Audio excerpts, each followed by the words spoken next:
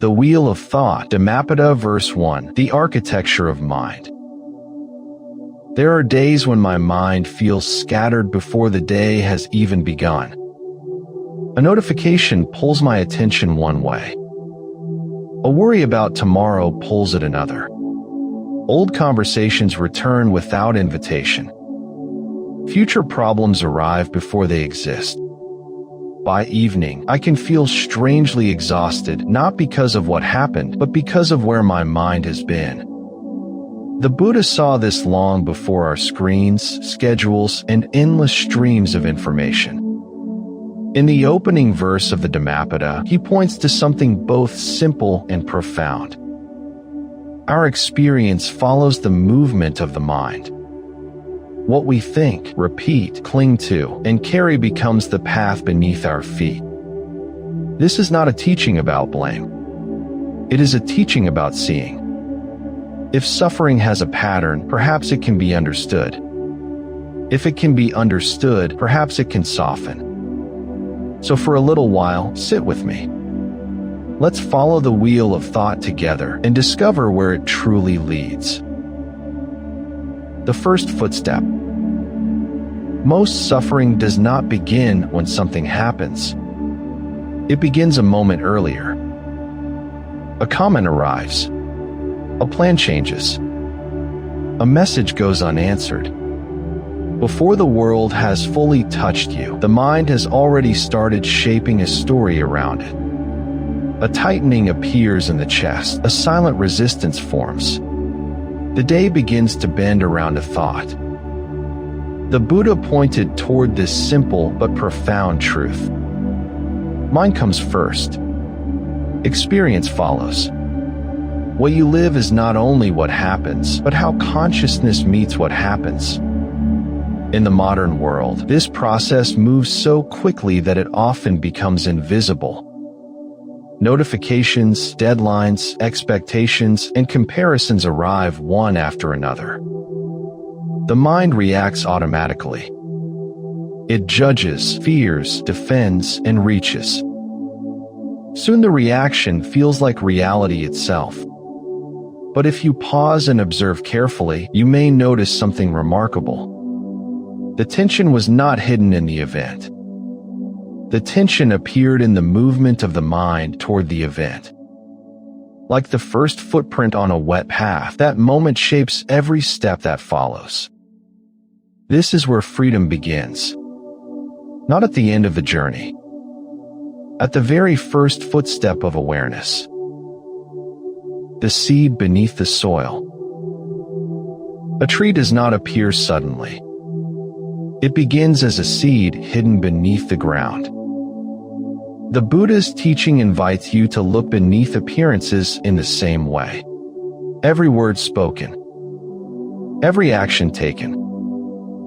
Every habit repeated. Each one grows from something deeper. An intention. A subtle leaning of the heart. Many people focus only on outcomes. They analyze situations endlessly. They try to control results. Yet the Buddha directed attention somewhere quieter. What was happening before the action? What intention was already taking shape? When irritation sits unnoticed in the mind, sharp words eventually emerge. When fear settles in the background, avoidance begins to organize behavior. When resentment is carried long enough, it quietly colors perception. The modern mind often lives on the surface, reacting to symptoms while overlooking causes. But awareness works differently. Awareness turns gently toward the seed. A gardener does not argue with a weed after it appears. The gardener learns to recognize conditions that allow growth. The same is true within. Every moment offers an opportunity to notice what is taking root. Not with judgment. Not with guilt. Simply with clarity. Because once seen clearly, unhealthy seeds lose much of their power to govern the future. The weight of a single thought. A single thought can seem harmless. It arrives quietly and disappears quickly. Yet the Buddha understood that repeated thoughts become pathways. What is entertained repeatedly begins shaping perception itself. Consider how often the mind rehearses old conversations, imagines future problems, revisits disappointments, builds identities from passing experiences. Each thought leaves a subtle impression.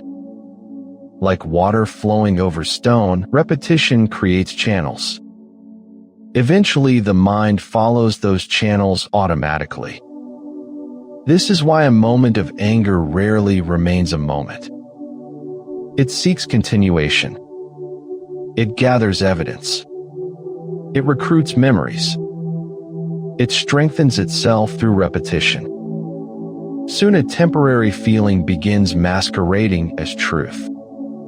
The Buddha's insight was not that thoughts are enemies.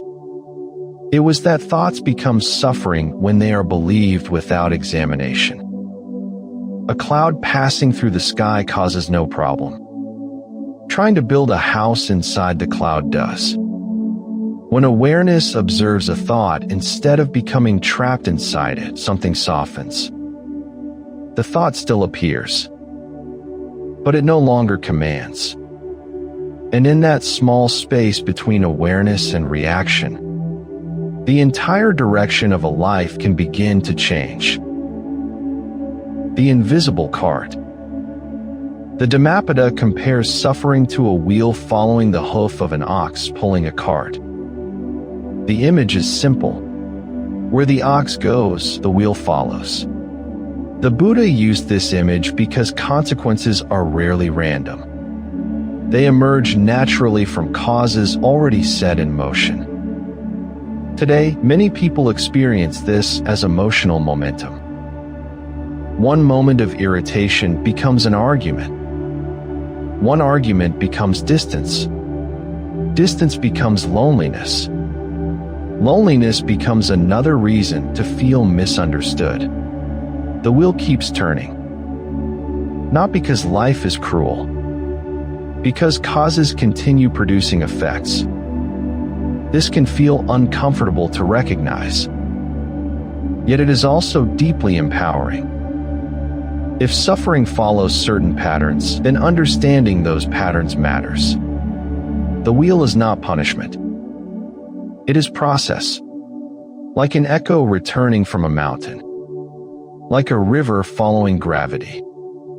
When awareness enters the chain, something extraordinary becomes possible. The pattern can be interrupted. The wheel does not disappear instantly, but it no longer rolls unconsciously.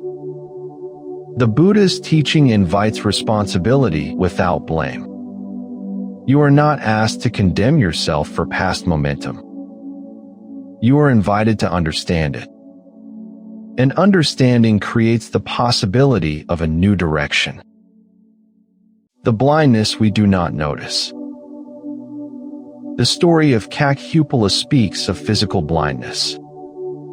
Yet there is another blindness that touches nearly everyone. The blindness of unconsciousness. The blindness of habit. The blindness of believing that every thought deserves obedience. You may walk through an entire day without noticing how many reactions guide your decisions. Comparison. Defensiveness. Desire for approval. Fear of rejection. These movements often remain hidden. Not because they are deep, because they are familiar. The Buddha encouraged a different kind of seeing. Not seeing objects, seeing processes, seeing how craving forms, seeing how resistance appears, seeing how identity hardens around experience. This vision has nothing to do with the eyes. It belongs to awareness itself. Many people spend years trying to improve their lives while remaining blind to the mental habits creating their difficulties. Awareness changes this completely. The moment you notice a pattern clearly, you are no longer entirely controlled by it. A light enters the room. The furniture has not moved. But now you can navigate without stumbling. That light is not knowledge alone. It is direct seeing. And direct seeing has always been the beginning of wisdom. The quiet architecture of intention. The world often celebrates visible achievements. The Buddha paid close attention to invisible intentions. This can seem strange at first. After all, intention cannot be photographed. It cannot be measured by status or applause. Yet intention quietly shapes everything. Two people may perform the same action while living entirely different inner realities. One gives from kindness. Another gives from pride. One speaks from understanding. Another speaks from the need to dominate. The action appears similar. The mind behind it is different. Modern culture often encourages performance. Appear successful. Appear confident. Appear spiritual. But appearance is not transformation. The Buddha repeatedly guided attention inward. What is moving this action? What is fueling this choice? When intention becomes clearer, behavior naturally changes.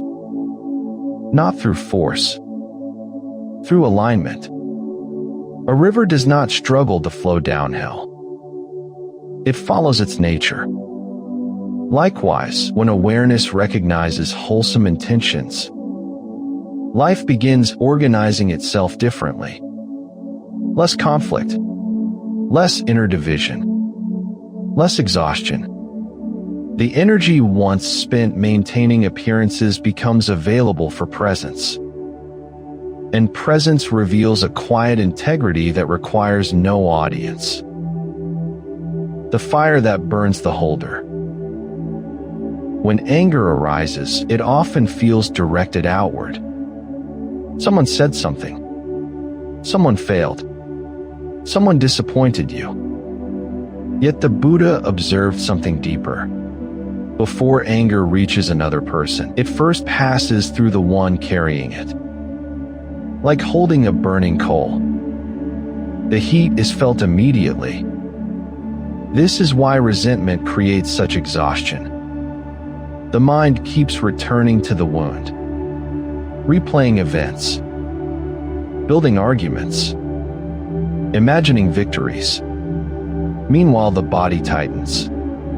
Sleep becomes restless. Peace becomes distant.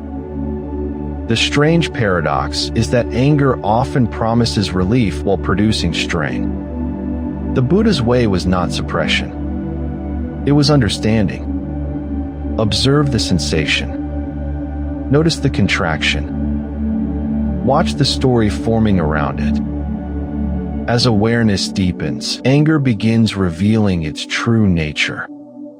It is not strength. It is suffering asking to be seen.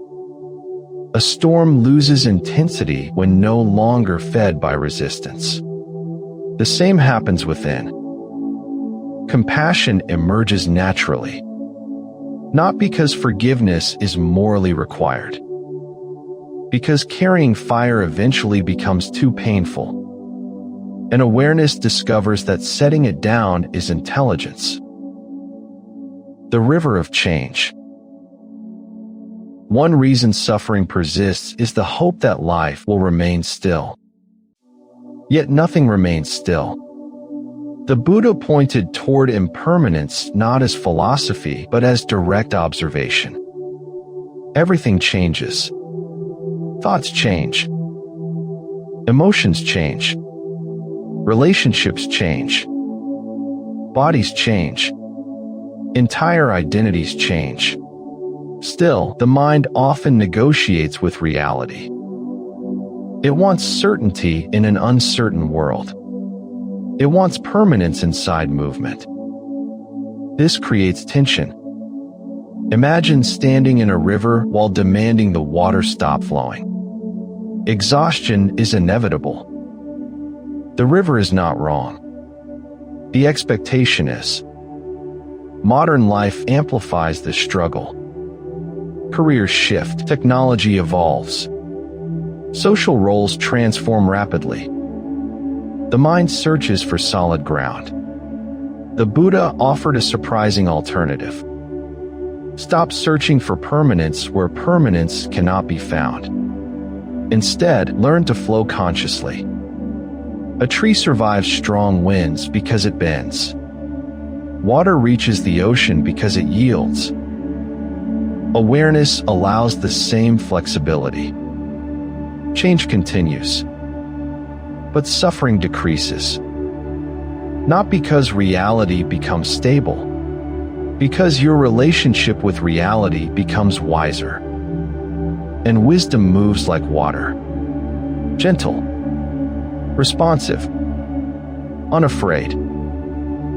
The trap of becoming. Many people live as if happiness exists one achievement away. One promotion. One relationship. One breakthrough. One future version of themselves. The Buddha recognized this habit clearly. The mind constantly becoming. Constantly reaching. Constantly postponing peace. There is nothing wrong with growth. The difficulty appears when worth becomes dependent upon arrival. Then life becomes an endless chase. The horizon keeps moving. Each achievement briefly satisfies before another desire appears. The cycle continues. Like drinking salt water. The more consumed, the thirstier one becomes. Awareness reveals this process gently. You begin noticing how often the mind leaves the present moment in search of completion. Yet life is only ever experienced here. In this breath. In this conversation. In this ordinary moment. The Buddha's path does not reject aspiration. It releases attachment to becoming someone else before allowing yourself to be at peace. A flower blooms because conditions support blooming, not because it hates being a bud. There is profound freedom in this understanding. Growth continues, but struggle decreases, and life becomes something lived rather than endlessly postponed. Listening to the noise. Silence can feel uncomfortable. Many people immediately reach for distraction. A screen. A conversation. A task. A stream of information.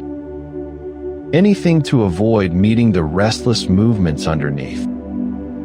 The Buddha noticed this tendency long before smartphones existed. The mind seeks occupation because stillness reveals what has been ignored. Unfinished fears. Hidden grief. Quiet loneliness. Old desires.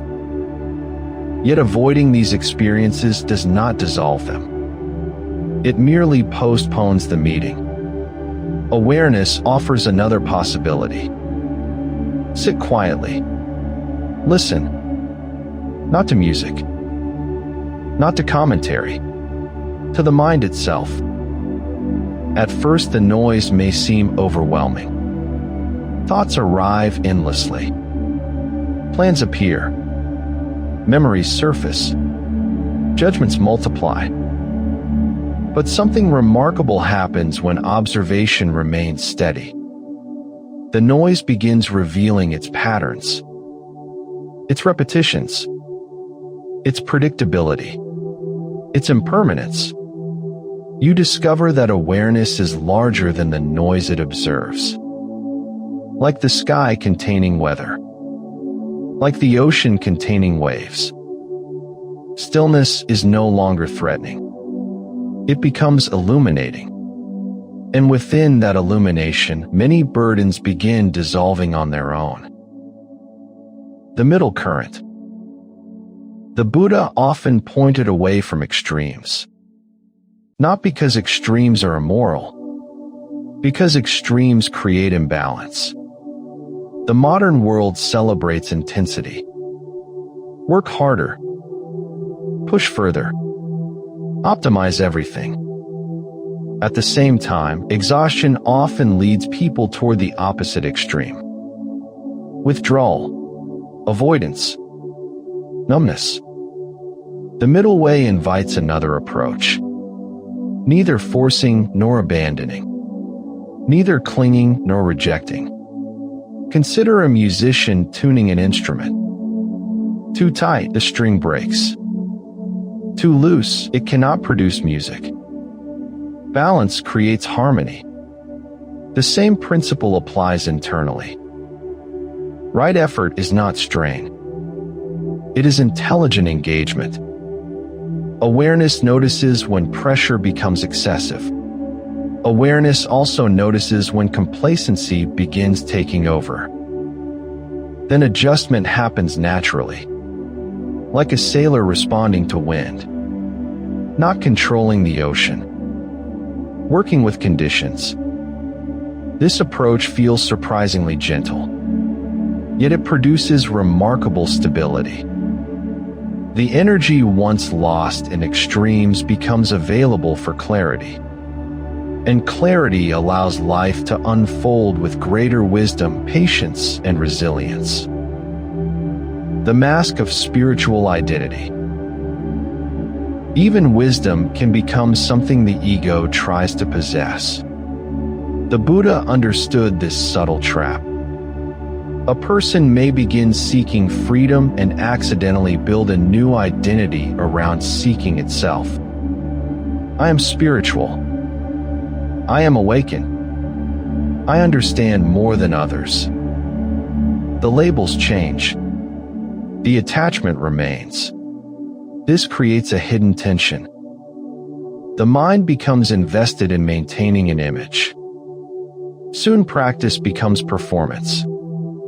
Humility disappears. Curiosity fades. Growth slows. Awareness dissolves this trap by returning attention to direct experience. Not concepts. Not identities. Not achievements. Just this moment. Just this breath. Just this unfolding reality. A mirror reflects everything without becoming attached to any reflection. Awareness functions similarly. It observes joy and sorrow, success and failure, praise and criticism, without building a permanent self from temporary experiences. The Buddha's teaching repeatedly returns here. Freedom is not becoming a special person. Freedom is loosening the need to become anyone at all. And within that simplicity, tremendous peace appears. The open hand. Clinging often feels like protection. Hold tighter. Control more. Secure every outcome. Yet the Buddha observed that much suffering arises precisely from this effort. Life moves. People change. Conditions shift. The closed fist grows tired. An open hand relates differently. It appreciates without possessing. It cares without controlling. It participates without demanding permanence. Think of holding water. The tighter the grip, the faster it escapes. The gentler the touch, the longer it remains. Relationships follow a similar principle. So do experiences. So do emotions. Awareness helps reveal where grasping still operates. Not to create shame, to create understanding. You begin noticing how many tensions originate from insisting that reality obey preference. When this becomes clear, softening happens naturally. The hand opens. The shoulders relax. The breath deepens. Nothing essential is lost. In fact, life often becomes richer. Because what is freely received can be fully appreciated. And what is fully appreciated leaves less residue behind. The clearing sky. As understanding deepens, problems do not vanish from life. The Buddha never promised a world without difficulty. What changes is your relationship with difficulty. Storms still arrive. Loss still occurs. Uncertainty remains. Yet awareness begins functioning like an open sky. Thoughts pass through. Emotions pass through. Experiences pass through. The sky remains. This recognition creates extraordinary stability. Not because circumstances improve. Because identity stops attaching itself to every passing weather pattern. Anxiety becomes something observed, not something you are. Sadness becomes an experience, not a permanent identity. Even joy is appreciated without desperate attachment. The mind grows spacious, flexible, less reactive. This spaciousness is not indifference. It is intimacy without entanglement. You participate fully in life while remaining rooted in awareness. The Buddha's teaching gradually leads here. Not toward escape, toward clear seeing. And clear seeing reveals a peace that circumstances cannot easily disturb. The path beneath every step. In the end, the lesson of the first verse is beautifully simple. Mind comes first. The quality of experience follows. The story of Curation reminds us that intentions matter. Not because the universe is keeping score, but because causes naturally produce consequences. What begins in the mind eventually shapes a life. This realization is not meant to create fear. It is meant to awaken care. Care for thoughts. Care for intentions. Care for the subtle movements of the heart. The Buddha's wisdom is not an invitation to perfect yourself. It is an invitation to see clearly. When seeing becomes clear, unnecessary struggle begins falling away. The wheel of suffering slows. The habit of grasping softens. The pressure to become someone else relaxes. Life continues exactly as life does. Changing. Moving. Unfolding. Yet something within no longer fights every wave. Awareness learns to move with reality rather than against it. And in that quiet alignment, a deeper freedom appears. Not the freedom of controlling life. The freedom of understanding it. The freedom of meeting each moment with clarity, compassion, and ease. Like an open sky. Like flowing water. Like a path that was always beneath your feet. This is Buddha Reflections, where philosophy, insight, and lived experience meet to explore mind, impermanence, and release. The conversation doesn't end here. Visit the quiz tab and share your score in the comments. Thanks for your time, it's been a delight. What should we explore next? Comment, share, and save your insight. Subscribe to Orbital Dharma and keep your thoughts bright.